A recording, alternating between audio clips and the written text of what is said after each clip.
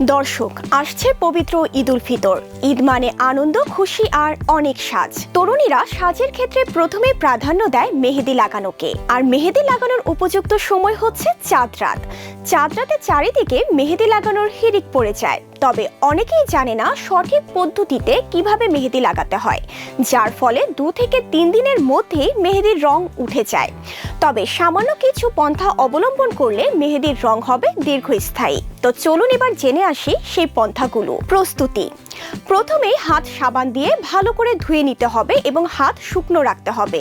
হাতে কোনো প্রকার ক্রিম বা তেল লাগানো যাবে না। লেবু ও চিনির মিশ্রণ: লেবু ও চিনির ঘন মিশ্রণ মেহেদি শুকিয়ে এলে তুলো দিয়ে চেপে চেপে হাতে লাগাতে হবে, যার ফলে মেহেদি হাতে দীর্ঘক্ষণ থাকবে এবং রং গাঢ় হবে।